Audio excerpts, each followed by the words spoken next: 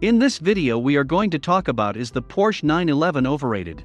So before starting, please like this video and subscribe to this channel for future updates. Things that were cool in the 1980s are usually no longer cool.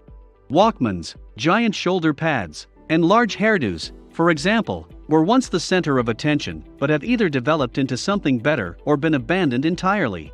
Unfortunately, the Porsche 911 retains its illustrious reputation from its heyday. Every few years or so, we are treated to new incarnations of the famed 911, which simply blend in with the pile of already existing identical models that Porsche has spit forth in recent years. The 911 series has become a larger, more bulbous, and pricier shell of its former self, despite the fact that the automobile used to be the definition of cool. Number 1. Still being held back by its engine position. This vehicle is quite quick. For example, the new 2017 model can accelerate from 0 to 60 miles per hour in under 4 seconds, and, more significantly, it handles like a dream on a racetrack. The 911, on the other hand, is and has always been hampered by its typical engine location, which has unfortunately become linked with the 911 brand name. This is a pity because it's clear that the already quick car would be even faster if it had a mid-engine like so many other high-performance vehicles. It's general knowledge that putting the engine in the middle of the car will give it a more balanced center of gravity, resulting in substantially better acceleration and handling. It just doesn't make sense that Porsche continues to use the same engine location as it did 40 years ago, even though they are well aware that they are limiting the car's performance. Number 2. It's overpriced for what it is. The major issue with justifying a Porsche 911's price is that it does not attract attention. With some new models costing up to £90,000 or even £100,000 with options, you have to wonder if you're getting fair value for your money. Sure, it's lightning around a track, but unless you've got anything like the brilliant orange GT3 RS with the enormous spoiler, no one is going to glance twice at your 911 as you drive by. Aside from an uninspiring aesthetic, the interior is equally uninspiring, and there are a few other cars out there that drive virtually as fast for approximately the same price or less. The Nissan GT-R, Jaguar F-Type, Aston Martin Vantage, and BMW i8 are just a few examples. Although Porsche fans and loyalists will gladly spend up to £100,000 for the latest and quickest Porsche, more open-minded consumers may find it more difficult to rationalize purchasing one. Number 3. Recent iterations have been underwhelming. It's like playing a game of spot the difference when comparing the 2012 model to the 2017 model. At first glance, people could believe that the car's color has changed. However, upon closer study, you can see that they've modified a lot more, including the front bumper and oh, that's it. Many may argue that this is due to the fact that all of the significant improvements are made under the hood or in the inside. Well, aside from an upgraded infotainment system, a check inside reveals that the interior is basically unaltered as well. Although, because the power steering has recently been tweaked, we'll be deceived into thinking the car has undergone significant changes when we drive it. Cars haven't altered nearly as much in the last 5 years as they did in the previous 10 or 15. However, the next generation 911, 2019 992 model, appears to be a little more daring with its design revisions, with a very different looking rear bumper. But until then, we'll have to make up with a variety of models that all look the same. Number 4. Still using the ugly squashed VW Beetle design from decades ago. With each new model, most sports and supercars undergo significant changes. This is unmistakably not the case when it comes to Porsche. Consider the Ford GT and the Aston Martin Vulcan, both of which have fearlessly moved outside of their well-loved traditional designs and succeeded spectacularly. Unfortunately, it appears like Porsche is one of the manufacturers who is hesitant to venture outside of their comfort zone, producing the same car year after year with so few changes that you can count them on 2 hands. But, if buyers are happy with their new designs, which merely add a few minor adjustments and make the car somewhat larger, I'm sure Porsche is as well. Number 5. As many will agree, it's not a real supercar.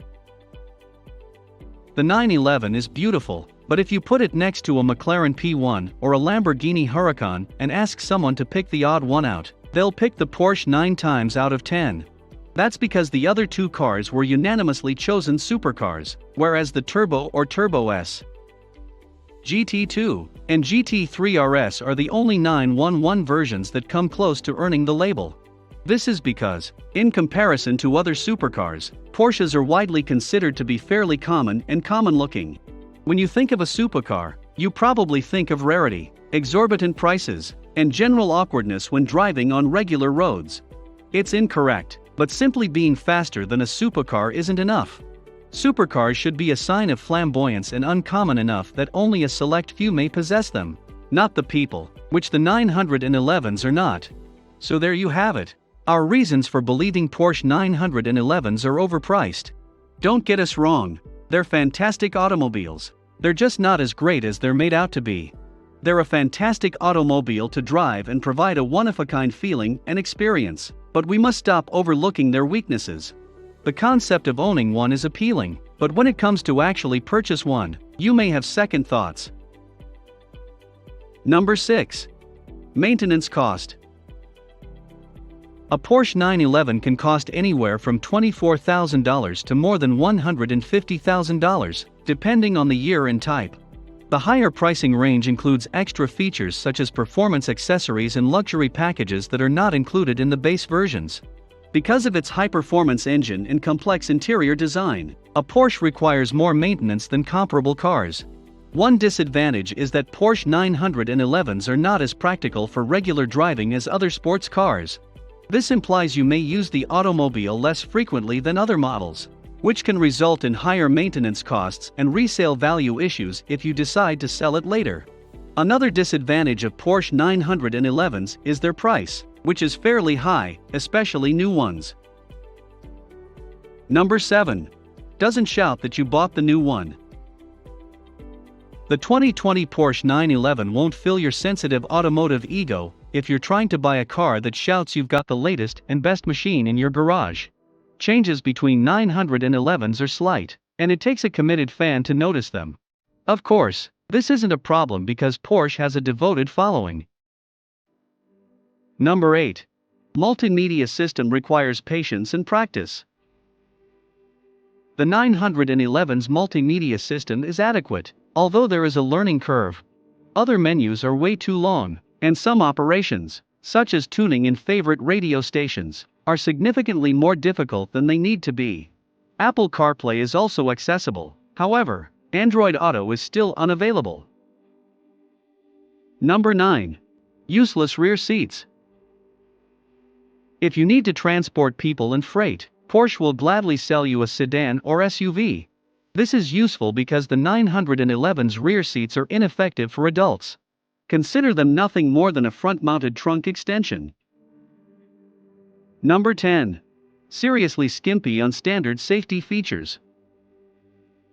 When so many economy cars come with a laundry list of standard safety features, it's absurd that the Porsche 911 comes with so few. If you want a blind spot warning system, lane keeps assist, adaptive cruise control, a 360-degree video system, or adaptive headlights, you should expect to pay more. What happened to the emotion? Despite our enthusiastic admiration for the 2020 Porsche 911's unearthly performance, we came away with the impression that the car had been nurtured on planet Vulcan's emotion-free environment. With all due respect to Trekkies and Porsche enthusiasts, the 911 is so composed that driving fast becomes a clinical experience. Porsche repairs can be expensive. The cost of repairs is included in the Porsche 911 pricing. According to RepairPal, the average annual cost of repairing a Porsche is $1,192. Parts that must be delivered from the Porsche Logistics Center in Sachsenheim, Germany, the principal depot for Porsche parts, account for the high price. The leak at the oil separator, the most commonly reported fault with the 911, cost owners an average of $88 to $111. However, one owner claimed his repair cost over $2,000. Do you think Porsche 911 is overrated? Let us know in the comment box below. Please like this video and subscribe to this channel for our future updates. Thank you.